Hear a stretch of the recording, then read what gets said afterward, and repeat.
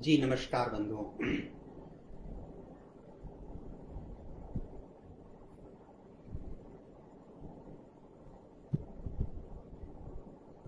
जी नमस्कार बंधुओं। जैसा कि आपको विदित है कि राष्ट्रीय शिक्षा नीति 2020 भारत सरकार ने लागू किया है और यह शिक्षा नीति लागू किया है तो उस लागू करने के पीछे भारत की मंशा, भारत सरकार की मंशा क्या है वो स्पष्ट होना चाहिए।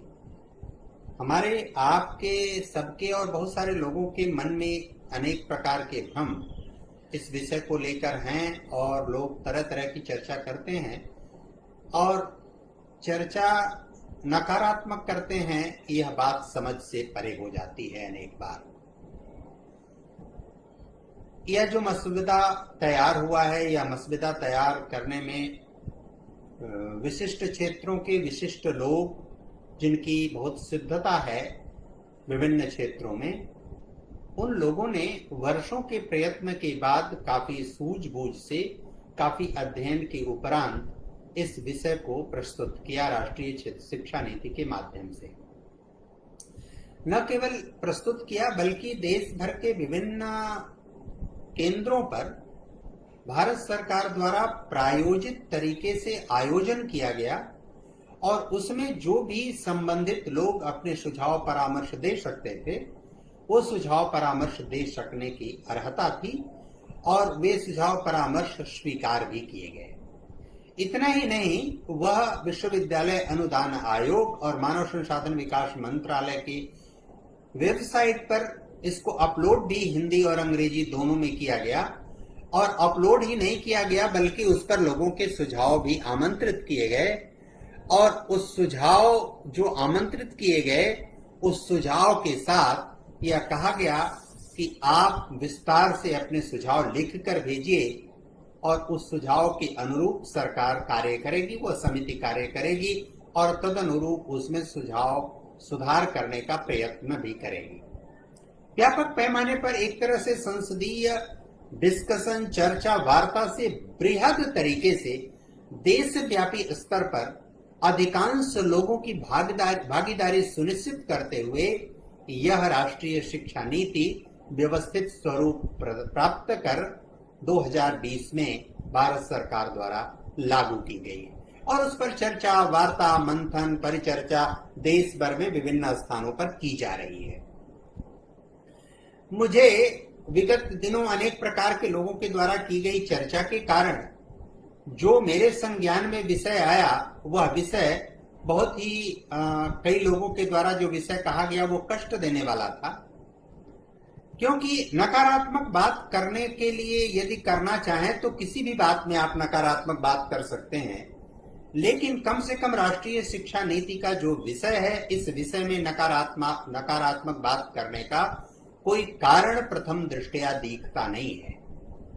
यह राष्ट्रीय शिक्षा नीति मेरे पास उसका पूरा ब्यौरा, पूरा विवरण है और वो उस विवरण के बहुत सारे अंश मैं आपको स्पष्ट रूप से पढ़ के भी सुनाऊंगा और बताऊंगा कि वह क्या है वास्तव में और वास्तव में वो लिखा क्या गया है।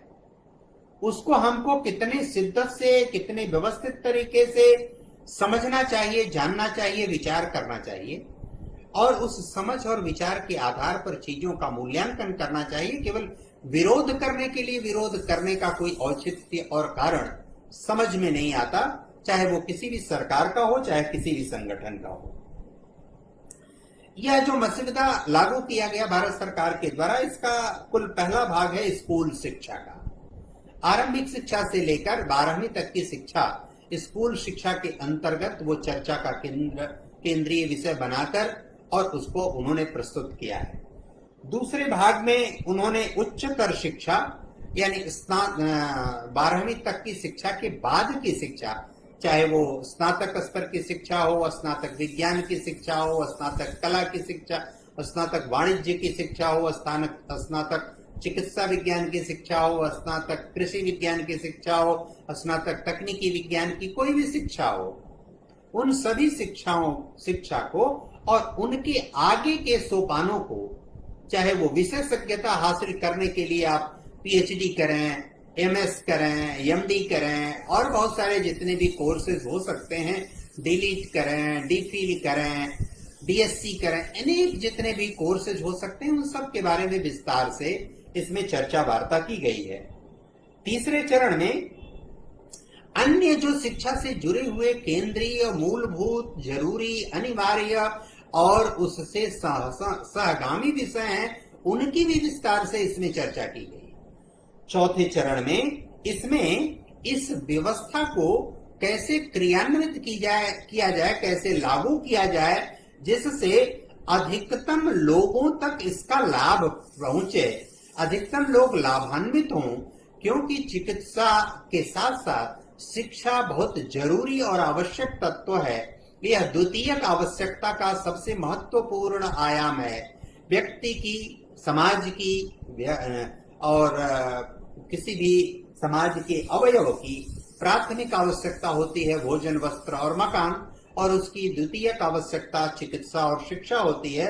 और शिक्षा ऐसा जरूरी विषय होता है जिसके आधार पर व्यक्ति अपनी प्राथमिक आवश्यकताओं को और चिकित्सा संबंधी आवश्यकताओं को भी व्यवस्थित और सुचारू रूप से संपादित कर पाता है, देख पाता है, सुन पाता है और समझ पाता है। इसलिए जब भी हम इसकी चर्चा करते हैं, जब भी हम राष्ट्रीय शिक्षा नीति, एक तो भ्रम अनेक बार लोग कहते हैं कि ये नई शिक्षा नीति एनईपी, न्यू एजुकेशन पॉलिसी नहीं, नेशनल एजुकेशन पॉलिसी, राष्ट्रीय शिक्षा नीति है। और ये राष्ट्रीय हितों को, सर्वव्यापक समाज के हितों को, समूचे देश के हितों को ध्यान में रखकर यह शिक्षा लागू की गई। आज इस चरण में, पहले चरण में, पहले भाग में आज हम जो स्कूल शिक्षा है उसकी आपसे थोड़ी विस्तार में चर्चा करेंगे। और यह चर्चा इसी आधार पर करेंगे कि 1986 में राजीव गांधी जी की जब सरकार थी तो भारत में एक नई शिक्षा नीति लाई गई थी। वो राष्ट्रीय शिक्षा नीति नहीं थी, वो नई शिक्षा नीति थी। निश्चित रूप से उस शिक्षा नीति में भी बहुत सारे अच्छे अवयव, तत्व, विचारणीय बिंदु और विषय थे, और जिसमें आमूल चूल या ये कहें कि कुछ हद तक संशोधन 1992 में नरसिम्हा राव जी की सरकार ने भी किया। वो उसको कितना वो लागू कर पाए, कितना आधारभूत स्तर पर वो दिखाई पड़ा, कितना उसका स्वरूप सामने आया, कितना उसकी इम्प्लीमेंटेशन के स्तर पर, क्रियान्वयन के स्तर पर कितना धरातल पर वो दिखाई पड़ा, इस बात की तो हम यहाँ चर्चा नहीं करेंगे। लेकिन इस राष्ट्रीय शिक्षा नीति में इस विषय का व्यापक और व्यवस्थित प्रावधान किया हुआ है कि आप इसको लेकर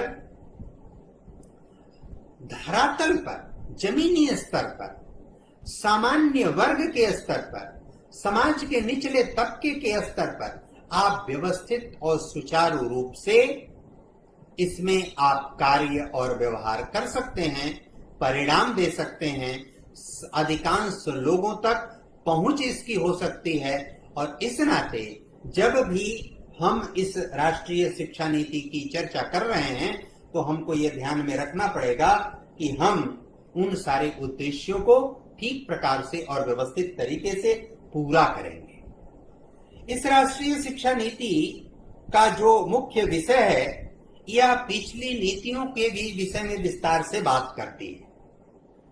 और जो पिछली नीति भारत में लागू की गई थी 1986 में और 1992 में उसमें संशोधन किया गया था, उसकी विस्तार से चर्चा करने के साथ साथ इस नीति के कुछ आधारभूत सिद्धांत हैं, उन सिद्धांतों को भी बहुत व्यवस्थित रूप से स्वीकार करती है। पहला है, इसमें मुख्य सिद्धांत है इसके, शैक्षणिक प्रणाली का उद्देश्य अच्छे इंसान का, व्यक्ति का विकास करना, जो तर्कसंगत विचार और कार्य करने में सक्षम हो, जिसमें करुणा और सहानुभूति, साहस और सौहार्द यानी लचीलापन, वैज्ञानिक सोच और रचनात्मक कल्पना शक्ति, नैतिक मूल्य आधार बने। इसका उद्देश्य ऐसे उत्पादक लोगों को तैयार करना है जो कि अपने संविधान द्वारा परिकल्पित समावेशी, समग्र और बहुलतावादी समाज के निर्माण में बेहतर तरीके से योगदान कर सके। अब यह जो विषय इसका आधारभूत सिद्धांत माना गया है, इस पर कहां से और किस प्रकार किसी के द्वारा प्रश्न खड़ा करने की गुंजाइश बचती है, आप विचार करें। इसको आधार बनाकर इन्होंने कुल मूलभूत मान्यताएं, संकल्पनाएं, अवधारणाएं तैयार की और जिसके आधार पर इसको क्रियान्वित करने के लिए और इसको लागू करने के लिए उन्होंने इसको स्कूली शिक्षा जो 12वीं तक की शिक्षा है उसको ध्यान में लगा रखा। पहला है प्रत्येक बच्चे की विशिष्ट क्षमताओं की स्वीकृति, पहचान और उनके विकास हेतु प्रयास करना। प्रत्येक बच्चे के, यानी जो भी भारत में पैदा हुआ कोई भी बच्चा है, उस प्रत्येक बच्चे के समग्र और सर्वांगीण विकास के लिए बात करना। दूसरा, बुनियादी साक्षरता और संख्या ज्ञान को सर्वाधिक प्राथमिकता देना। साक्षरता का जो मानदंड, जो आधार, जो परिकल्पना, जो संकल्पना है, उससे आगे बढ़कर उस साक्षरता को संख्या ज्ञान और बहुत सारे अन्य जो आधारभूत जानकारी होती है उस स्तर तक ले जाना। तीसरा, लचीलापन, यानी इसमें कोई कठोर नियम और निर्णय ऐसा नहीं है कि जो किसी को शिक्षा प्राप्त करने, साक्षर होने के मार्ग में बाधा अनावश्यक बने। उसके लिए लचीलापन, रुख अपनाने का और सहज मार्ग तलाश करने के विषय में इसमें प्रावधान है। आगे है, सभी ज्ञान की एकता और अखंडता को सुनिश्चित करने के लिए एक बहुविषयक दुनिया के लिए विज्ञान, एक बहुविषयक समग्र शिक्षा। क्योंकि आप ये जानते हैं कि जो ज्ञान होता है वो कभी भी खंडित स्वरूप में ज्ञान नहीं होता। आप निजी जीवन में अपने देखिए तो निजी जीवन में बहुत सारे ऐसे तत्व, कार्य, व्यवहार आपके आते हैं जो सभी तत्व, कार्य, व्यवहार ज्ञान की सभी शाखाओं से प्रत्यक्ष और परोक्ष रूप से जुड़ते हैं। चाहे वो समाज से, चाहे वो राजनीति से, चाहे वो दैनिक जीवन से, बहुत सारी चीजें, चाहे परिवार से, सभी चीजों, खान पान, रहन सहन, सबसे वो जुड़कर आपको एक व्यवस्थित आधार प्रदान करते हैं और उस व्यवस्थित आधार पर ले चलने के लिए प्रेरित करते हैं। अवधारणात्मक समझ पर जोर, यानी केवल हम व्यवहार की बात करते हैं, यानी सिद्धांत और व्यवहार दोनों की समझ विकसित हो, इस दृष्टि से इस शिक्षा में, इस राष्ट्रीय शिक्षा नीति में प्रावधान है 12वीं तक के विद्यार्थियों के लिए। वो दोनों बातों समझ, रचनात्मकता और तार्किक सोच का विकास हो, इसका विकास ध्यान रखा गया है। नैतिकता, मानवीय और संवैधानिक मूल्यों का उनके अंदर विकास हो, उनके अंदर आरंभिक और मूलभूत समझ विकसित हो। बहुभाषिकता, यानी जो उनकी मातृभाषा है, जहां वो पैदा हुए हैं, जो मातृभाषा उन्होंने सीखा है, उस मातृभाषा के अतिरिक्त भी उनकी दूसरी भाषाएं सीखना, जानना चाहते हैं तो उनके लिए भी उनके पास पर्याप्त अवसर हो, इसका भी प्रावधान है इसमें। जीवन कौशल, जीवन को जीने के लिए विभिन्न प्रकार के जो कौशल हैं, विभिन्न प्रकार के रास्ते हैं, विभिन्न प्रकार के उपाय हैं, उस दृष्टि से भी इसमें प्रावधान है। सीखने के लिए सतत मूल्यांकन पर जोर है, यानी आप जो सीख रहे हैं उसका मूल्यांकन भी करते जाइए। समाज मूल्यांकन करेगा, आपके शिक्षक मूल्यांकन करेंगे, मूल्यांकन की पद्धति और आप कितना आगे बढ़े, इस व्यवस्था पर भी जोर है। तकनीक के यथासंभव उपयोग पर जोर, यानी तकनीक का युग है, दुनिया तकनीक के सहारे चल रही है। विविधता और स्थानीय परिवेश के लिए एक समान अवसर, यानी एक स्थान, समय और परिस्थिति, ये सबसे मूलभूत तत्व होता है किसी भी व्यक्ति के, किसी भी जीवन के लिए। इनका बहुत व्यवस्थित ध्यान रखा गया है इस शिक्षा में। सभी शैक्षिक निर्णयों की आधारशिला के रूप में पूर्ण समता और समावेशन। निर्णय प्रक्रिया में ऐसा नहीं कि फला निर्णय करेंगे और बाकी व्यक्ति निर्णय में शामिल नहीं होगा, सबके लिए पर्याप्त अवसर रहेगा। शिक्षकों और संकाय को सीखने की प्रक्रिया का केंद्र बनाना, यानी जो विद्यालय हैं, जो शिक्षा के केंद्र हैं उनको, और उस शिक्षा के केंद्रों पर कार्य करने वाले जो अध्यापक हैं उनको उस शिक्षा को केंद्रित करके सीखने का उनको आधारभूत अवयव बना देना, फिक्स कर देना, तय कर देना, यानी उनके उत्तरदायित्व का बोध कराना भी इस शिक्षा, राष्ट्रीय शिक्षा नीति का उद्देश्य है। अखंडता, पारदर्शिता और संसाधन कुशलता पर नियामक यानी व्यक्ति स्वयं से प्रेरित होकर समाज की, परिवार की, राष्ट्र की अखंडता के लिए पारदर्शिता, जीवन में, कार्य में, व्यवहार में पारदर्शिता, ट्रांसपेरेंसी और संसाधन, जो हमारे पास 6 प्रकार के संसाधन हैं, भूमि है, जल है, वायु है, मृदा, वनस्पति है, खनिज है, ऊर्जा है, इन संसाधनों का व्यवस्थित और कुशलता पूर्वक उपयोग करना, उत्कृष्ट स्तर का शोध के लिए मानसिकता तैयार करना, शिक्षकों के अंदर, छात्रों के अंदर भारतीय जड़ों और गौरव से बंधे रहना, हमारी जो कहते हैं जिसको निज गौरव और निज देश का अभिमान है, वह नर नहीं नर पशु नरा और मृतक समान है। यह बात मैथिली शरण गुप्त जब कहते हैं तो इसका मतलब है कि हम जिस मिट्टी पर पैदा हुए हैं, जिस देश में पैदा हुए हैं, जिस समाज में पैदा हुए हैं, जिस परिवार में पैदा हुए हैं, जिस माँ की कोख में पैदा हुए, उन सबके प्रति हमारा उत्तरदायित्व है और उस उत्तरदायित्व का निर्वहन करने के लिए भी हमको निरंतर कार्य और व्यवहार करना चाहिए। उनकी अपनी गरिमा है, उस गरिमा से हम अपने आप को गौरवान्वित महसूस करें और उस गौरवान्वित महसूस करने के प्रतिफल स्वरूप अपनी सेवा, अपनी सदासहता, अपनी सहिष्णुता का भाव उनके प्रति प्रकट करें। शिक्षा एक सार्वजनिक सेवा है, यह एक सार्वजनिक विषय है, केवल व्यक्तिवादी विषय नहीं है, केवल परिवारवादी विषय नहीं है, सबके लिए है। इस दृष्टि से कार्य करना एक मजबूत, जीवंत सार्वजनिक शिक्षा प्रणाली के लिए पर्याप्त निवेश करना, यह पर्याप्त राष्ट्रीय शिक्षा नीति का कितना व्यवस्थित और व्यापक स्वरूप है इसका 12वीं तक की शिक्षा का, जिसकी हम आपसे चर्चा कर रहे हैं। एक चीज हमेशा ध्यान में रखिए कि पहले जो ध्यान केंद्रित किया जाता था, व्यक्ति को दूसरी दिशा में ले जाया जाता था। राष्ट्रीय शिक्षा नई शिक्षा नीति 1986 और उसमें आंशिक संशोधन के साथ 1992 का जो नई शिक्षा नीति है, उसमें 10वीं तक की शिक्षा को एक क्रम में, 11वीं 12वीं की शिक्षा को आगे की शिक्षा के संबंध सूचक अवयव के रूप में प्रयोग में लाया जाता था। लेकिन इस शिक्षा प्रणाली में कुल 5 स्तरीय व्यवस्था स्कूली शिक्षा की मानी गई है।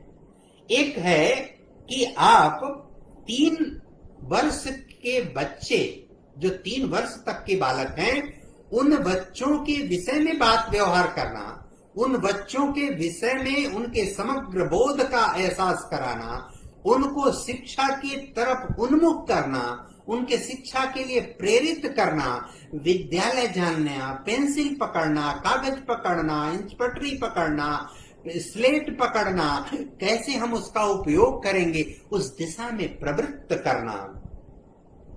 फिर क्लास 1 पहली से दूसरी कक्षा 6 से 8 वर्ष तक के लिए फिर उनके विषय में अलग प्रावधान है, क्योंकि उनकी मन स्थिति, उनका व्यवहार, उनकी मानसिक स्तर परिवर्तित होता है। 1 से 3 वर्ष के व्यक्ति बालक का मानसिक स्तर दूसरा होता है, 3 से 6 वर्ष के बालक का मानसिक स्तर दूसरा होता है, फिर 6 वर्ष से 8 वर्ष से फिर 11 वर्ष तक के बच्चे का मानसिक स्तर दूसरा होता है। 11 से 14 वर्ष तक के मानसिक बच्चे का स्तर चौथा होता है और फिर 14 से 18 वर्ष तक के बालक का मानसिक स्तर 5वें कोटि का होता है। 1 से 3 वर्ष, 3 से 8 वर्ष, 8 से 12 वर्ष, 12 से 14 वर्ष, 8 से 11 वर्ष, 11 से 14 वर्ष और 14 से 18 वर्ष, यह जो 5 चरण हैं, इन 5 चरणों में बालक का भिन्न भिन्न स्तरीय शारीरिक और मानसिक विकास होता है और उस क्रम में शिक्षा देने का प्रावधान स्कूली शिक्षा में किया गया है। इसमें प्रारंभिक बाल्यावस्था की देखभाल और शिक्षा यानी सीखने की नींव के विषय में चर्चा है।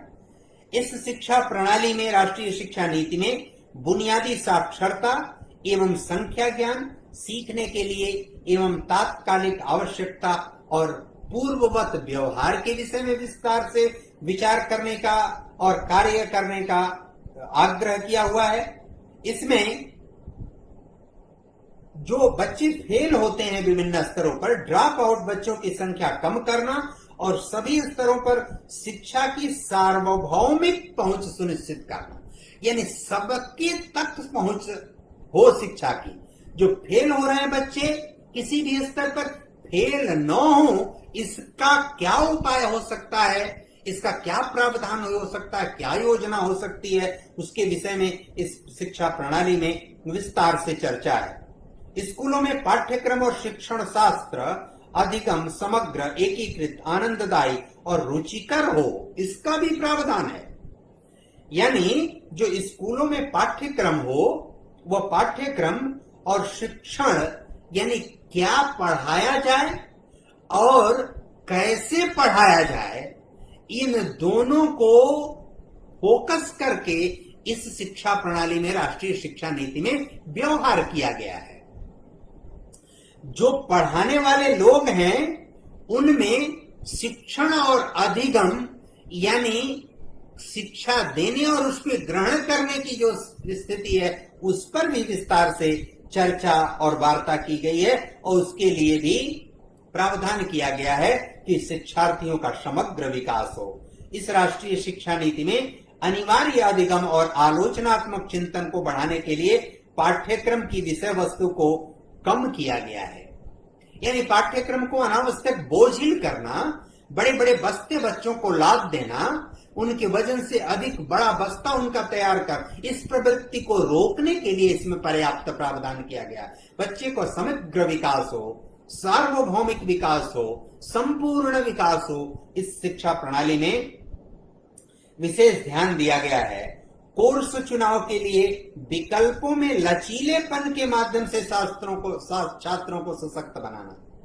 कोर्स में लचीलापन यानी अनावश्यक हम कोई कड़ाई, कोई बंदिश न लगाएं। छात्रों की रुचि के अनुसार, व्यवहार के अनुसार, क्षमता के अनुसार, योग्यता के अनुसार हम ऐसा स्वरूप और ऐसा सिस्टम, ऐसा तंत्र तय करें जिससे बहुभाषावाद और भाषा की शक्ति पर विशेष ध्यान दिया गया है कि बच्चे अपनी मातृभाषा के अतिरिक्त भी दूसरी भाषाएं जानें, उसमें व्यवहार करें, उसमें कन्वर्सेशन करें, उसमें लोगों से वार्तालाप करें, उसका पढ़ने में, लिखने में, बोलने में व्यवहार करें और अपने समाज से, अपने परिवार से, दूसरे समाज, दूसरे परिवार, अपने देश के अंदर के विभिन्न प्रकार की बोलियों और भाषाओं से भी तादात्म्य स्थापित कर सकें और वे किसी भी परिस्थिति से निपटने के और उसमें आगे बढ़ने के योग्य बन सकें। इस शिक्षा प्रणाली में इसका भी बहुत ध्यान रखा गया है।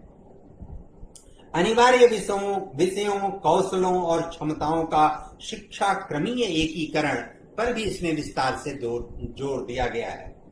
यानी कुछ विषय अनिवार्य हों, कुछ विकल्प हों कि उस रुचि और क्षमता के अनुसार छात्र चयन कर सकें 12वीं तक की शिक्षा के लिए। स्कूल शिक्षा के लिए राष्ट्रीय पाठ्यक्रम की रूपरेखा तैयार हो और यह प्रत्येक स्थान, प्रत्येक समय, प्रत्येक परिस्थिति का विचार करके इसको तैयार करने की योजना है। इसमें स्थानीय विषय वस्तु और आस्वाद के लिए के साथ राष्ट्रीय पुस्तकें भी आवश्यक हैं।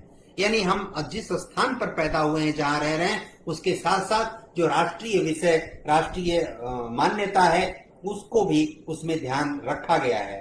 विद्यार्थियों के विकास के लिए आकलन में आमूलचूल परिवर्तन, यानी जो मूल्यांकन पद्धति है, उस मूल्यांकन पद्धति को भी सरल, सुगम और मानवीय बनाने पर इस राष्ट्रीय शिक्षा नीति में जोर दिया गया है।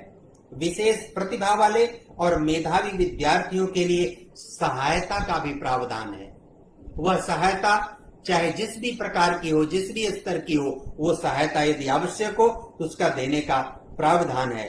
शिक्षक केंद्रित यानी शिक्षक को भी बहुत महत्वपूर्ण उत्तरदायित्व दिया गया है कि शिक्षक शिक्षा लेने वाले और शिक्षा के लिए व्यवस्था देने वाले, इन सब के बीच की कड़ी है और इसलिए उसके अपने अंदर उत्तरदायित्व का बोध हो, वह उत्तरदायित्व का निर्वाह करे, यह परम आवश्यक बात है। शिक्षकों की नियुक्ति को और उनके पद धारण करने के विषय में भी विस्तार से इसमें चर्चा की गई है। सेवा काल के दौरान कार्य संस्कृति और वातावरण उनका कैसा हो, इस पर भी ध्यान दिया गया है। इस शिक्षा प्रणाली में सतत व्यावसायिक विकास, यानी बच्चे उस शिक्षा को प्राप्त कर रहे हैं तो उस शिक्षा को प्राप्त करके क्या वह जीवन में बनना चाहते हैं, क्या हासिल करना चाहते हैं और क्या अपने समाज और देश को देना चाहते हैं, देने की उनकी क्या शक्ति और सामर्थ्य है, इस विषय पर भी इसमें विस्तार से चर्चा है। कैरियर मैनेजमेंट और प्रगति, यानी वो अपने जिस भी क्षेत्र में अपना कैरियर बना सकते हैं दुनिया से प्रतिस्पर्धा के स्तर पर, उसके लिए भी इसमें अवसर है।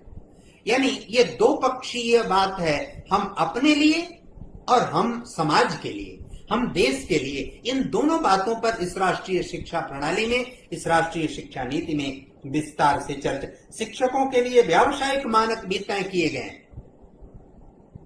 यानी वो जो कार्य व्यवहार कर रहे हैं उस कार्य व्यवहार में उनको जो पुरस्कार है, उनको पारितोषिक है, ये उत्कृष्ट कार्य के लिए उनको प्रोत्साहन है, इस तरह की भी व्यवस्था है। विशिष्ट शिक्षकों की पहचान करके उनको प्रोत्साहन की व्यवस्था है।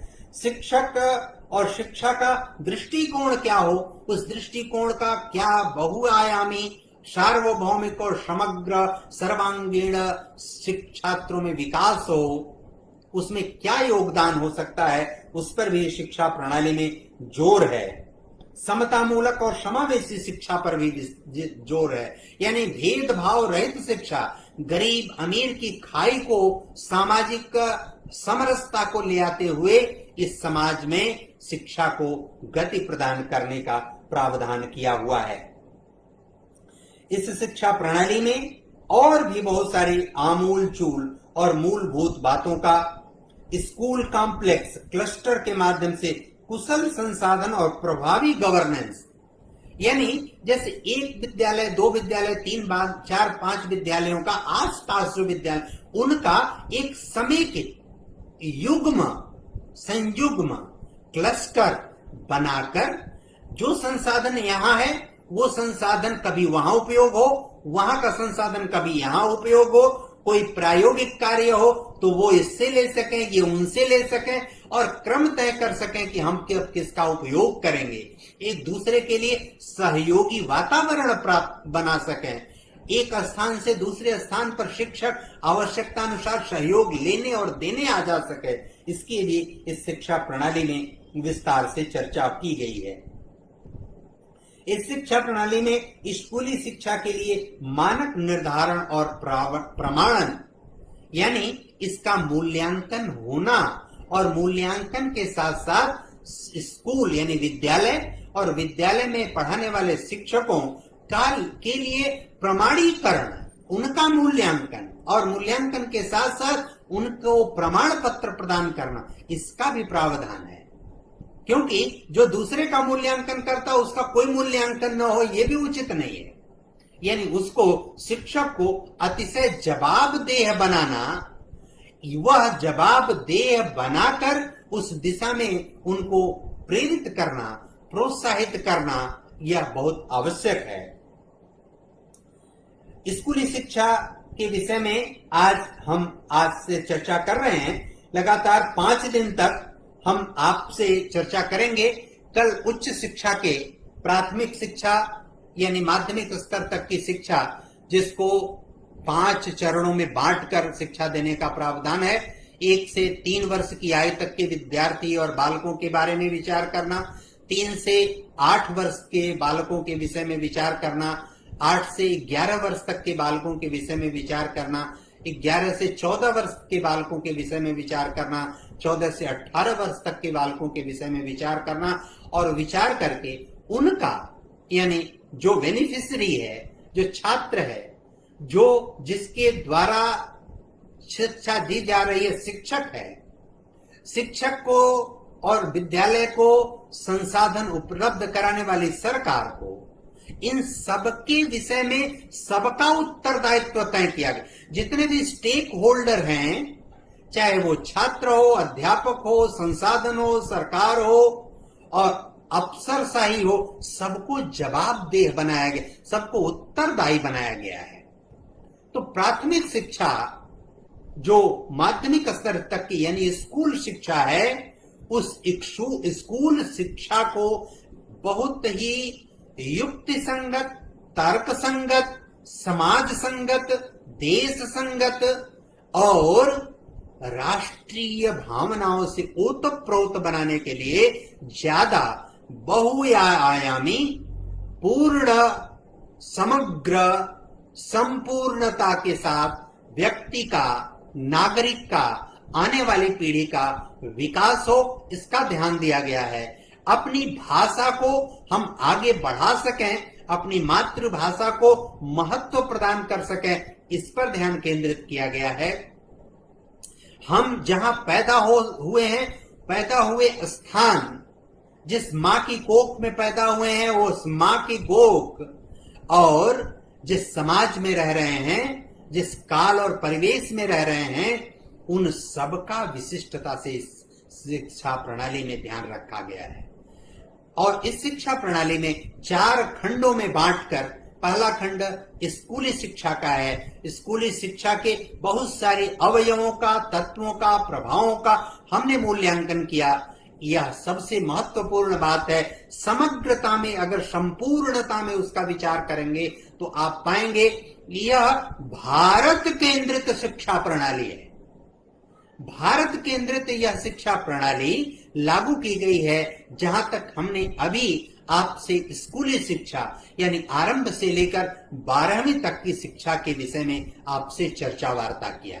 भारत केंद्रित शिक्षा का मतलब है कि जहां आप पैदा हो, स्थान का, काल का, परिस्थिति का, आपके समाज का, आपके परिवार का, आपके माँ बाप का, आपकी परिस्थिति के अनुसार यह शिक्षा प्रणाली तो है ही। दूसरी तरफ यह शिक्षा प्रणाली दुनिया से प्रतिस्पर्धा करके उनके सामने अपना लोहा, अपना मानदंड और अपनी उत्कृष्टता साबित करने का अवसर भी यह शिक्षा प्रणाली आपको प्रदान करती है। इसलिए हमेशा शिक्षा के संबंध में मैं बार बार यह बात कहता हूं कि शिक्षा हमेशा व्यक्ति को सर्वांगीण विकास के लिए प्रेरित करनी चाहिए।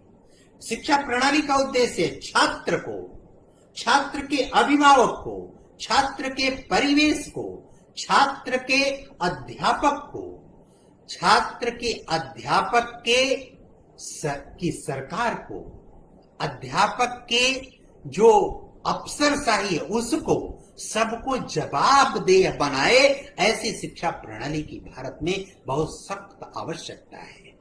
और उस दृष्टि से बहुत मात्रा में यह शिक्षा प्रणाली अवसर प्रदान करती है। यह भी सबसे महत्वपूर्ण है। भारत में आदिकाल से यह प्रणाली रही है कि व्यक्ति की प्राथमिक आवश्यकता, जिसको आप भोजन, वस्त्र और मकान कहते हैं, यह हमेशा समाज केंद्रित होनी चाहिए। यानी इसकी उत्तरदायित्व तो समाज पर हो, समाज इसकी व्यवस्था करे। किसी के पास भोजन अधिक है तो जिसके पास भोजन नहीं है उसको वो भोजन प्रदान करे। किसी के पास श्रम है, दूसरे के पास श्रम का अभाव है, वो उसको श्रम प्रदान करे। यानी भोजन, वस्त्र, मकान, यह आपसी सौहार्द, आपसी प्रेम के कारण समाज एक दूसरे पर निर्भर होकर एक दूसरे की आपूर्ति सुनिश्चित करे, सरकार को इसमें योगदान न करना पड़े, यह उत्कृष्ट समाज हो। ऐसी परिस्थिति उत्पन्न करने का उत्तरदायित्व तो सरकार का भी है और जो समर्थ है समाज में उसका भी यह उत्तरदायित्व है। व्यक्ति की दूसरी आवश्यकता है चिकित्सा और शिक्षा। पहली आवश्यकता हमेशा प्रत्येक स्तर पर समाज पोषित होनी चाहिए। दूसरी आवश्यकता व्यक्ति की, समाज की, हमेशा सरकार पोषित होनी चाहिए, व्यवस्था पोषित होनी चाहिए, राज पोषित होनी चाहिए। चिकित्सा और शिक्षा प्रत्येक दशा में हमेशा वो फायदे का विषय वस्तु नहीं है, वह लाभ हानि के तराजू में तौलने वाला विषय नहीं है। प्राथमिक आवश्यकता और द्वितीयक ये दोनों लाभ हानि के तराजू में तौल कर विचार करने का विषय नहीं है। प्राथमिक आवश्यकता व्यक्ति की आत्मनिर्भरता जैसा कोई विषय और शब्द नहीं होता, हमेशा परस्पर निर्भरता होती है, और वह परस्पर निर्भरता आत्मनिर्भरता को बल प्रदान करती है और आत्मनिर्भरता का एक वायुमंडल बनता है। उस वायुमंडल का आधारभूत तत्व इकाई परस्पर निर्भरता होती है, उसको आधार प्रदान, उसकी नींव की ईंट होती है। जो कंगूरे वाली छत है आत्मनिर्भरता की, उसकी नींव की ईंट होती है परस्पर निर्भरता। क्योंकि समाज में, देश में, पृथ्वी में कोई भी तत्व जीव पदार्थ 100% और संपूर्णता में आत्मनिर्भर हो ही नहीं सकता, होता ही नहीं है। हमेशा वो परस्पर निर्भरता पर कार्य और व्यवहार करता है, और वह परस्पर निर्भरता ऐसी हो कि वह परस्पर निर्भरता सुनिश्चित हो। और यह परस्पर निर्भरता यानी समाज आपस में प्राथमिक आवश्यकताओं के लिए परस्पर निर्भर हो एक दूसरे पर, द्वितीयक आवश्यकताओं के लिए समाज, व्यक्ति, सरकार से आपस में परस्पर निर्भर हो। और यह परस्पर निर्भरता आत्मनिर्भरता को प्रेरित करती है। स्कूली शिक्षा के विषय में इतनी चर्चा करते हुए मैं आपको आज की अपनी बात पूर्ण करता हूं, आज का अपना कथन समाप्त करता हूं, पूर्ण करता हूं। राष्ट्रीय शिक्षा नीति को लेकर लगातार 5 दिन तक हम आपके सम्मुख रहेंगे।